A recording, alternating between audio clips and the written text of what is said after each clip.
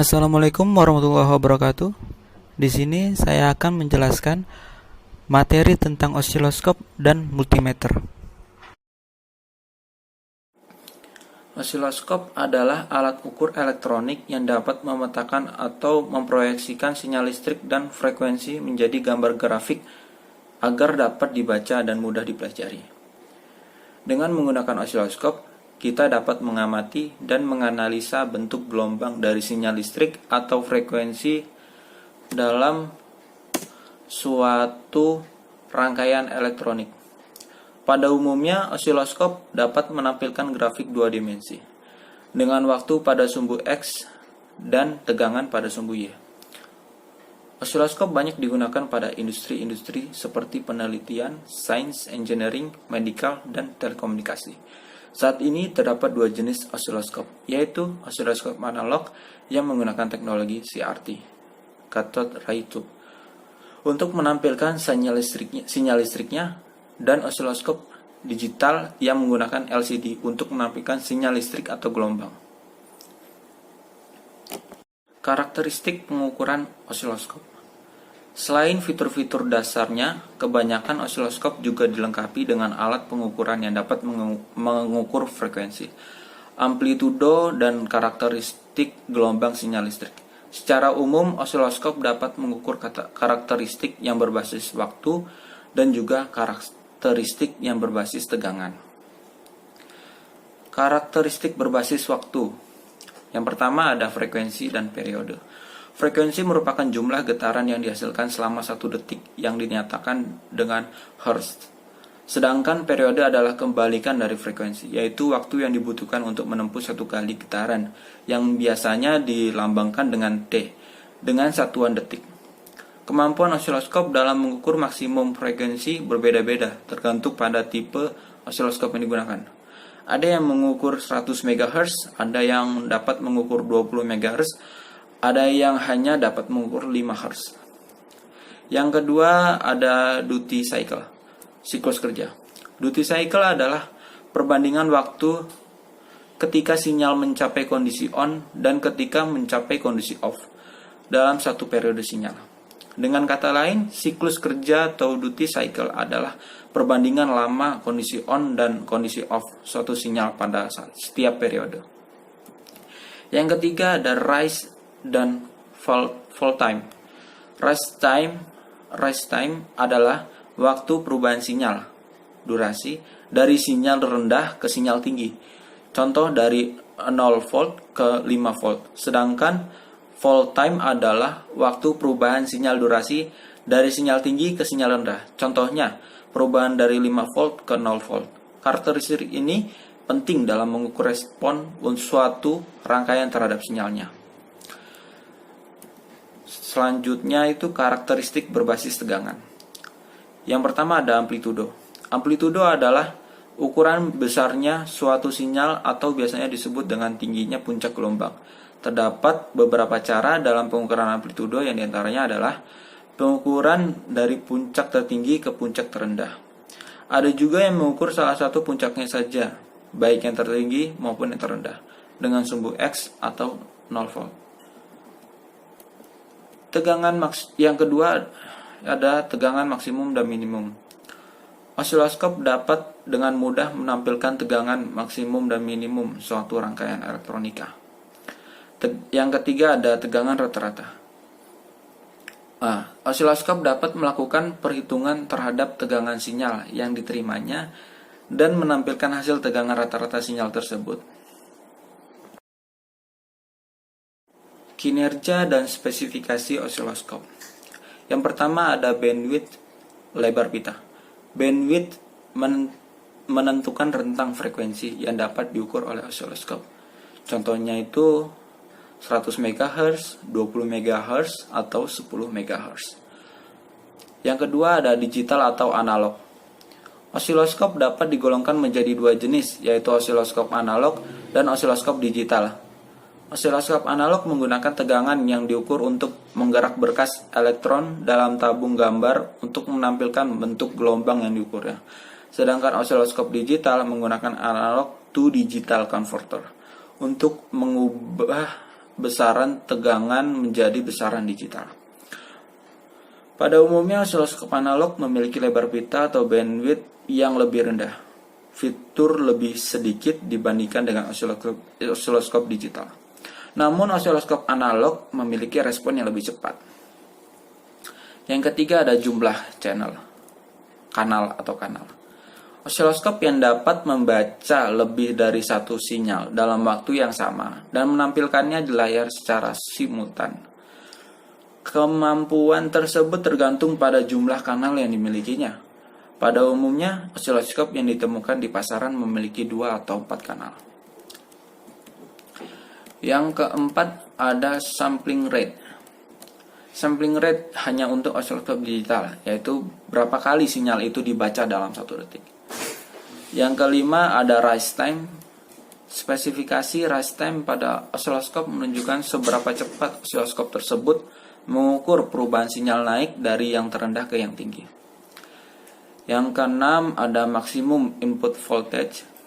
Setiap peralatan elektronik memiliki batas tegangan inputnya, tak terkecuali osiloskop. Jika sinyal melebihi batas tegangan yang ditentukan, osiloskop tersebut akan menjadi rusak karenanya. Yang ketujuh ada vertical sensitivity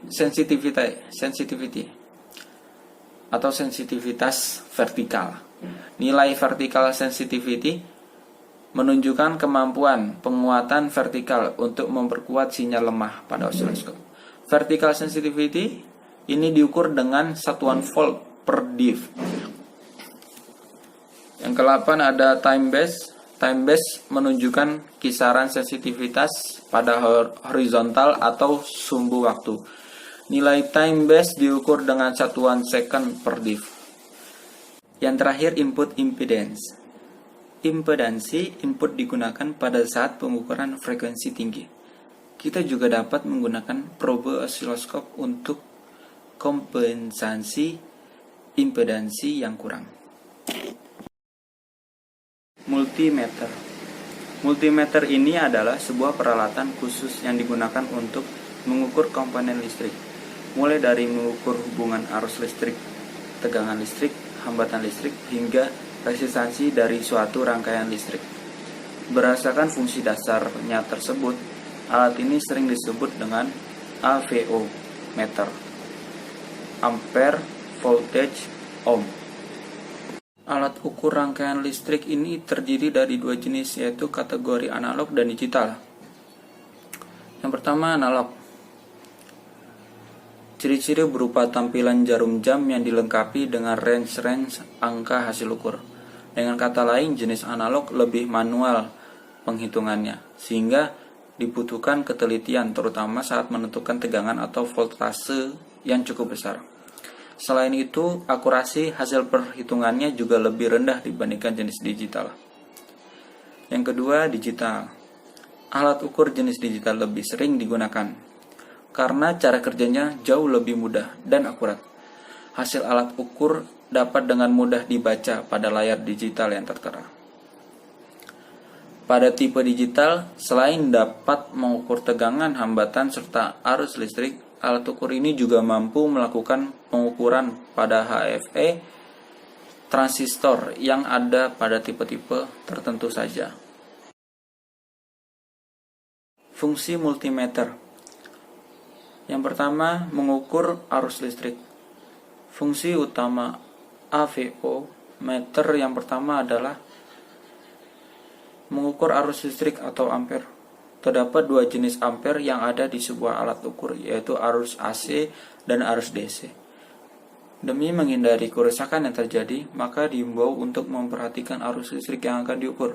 Jangan sampai di luar jangkauan batas ukur maksimum. Yang kedua, mengukur tegangan listrik. Fungsi utama yang kedua adalah mengukur tegangan atau tingkat voltase dari komponen listrik. Pada setiap multitester terdapat saklar selektor yang nantinya berfungsi untuk menentukan batas ukur maksimum. Oleh karenanya, prediksi terlebih dahulu level tegangan dari rangkaian listrik yang akan diukur. Yang ketiga, mengukur hambatan listrik. Fungsi yang ketiga yaitu mengukur tingkat hambatan atau resistansi dari suatu komponen listrik atau resistor yang memiliki unsur resistansi.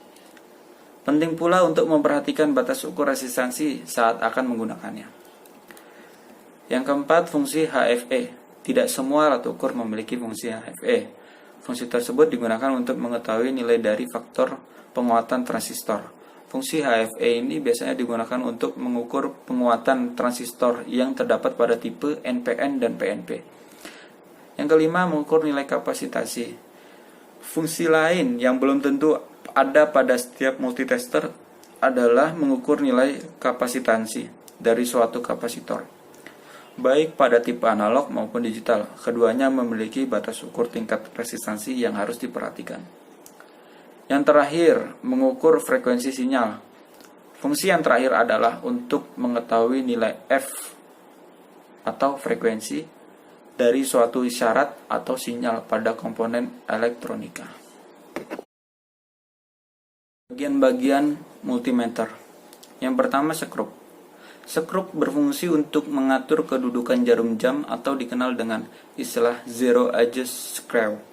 Skrup ini bisa diputar ke kanan atau ke kiri menggunakan alat bantu obeng. Yang kedua, tombol pengatur jarum penunjuk.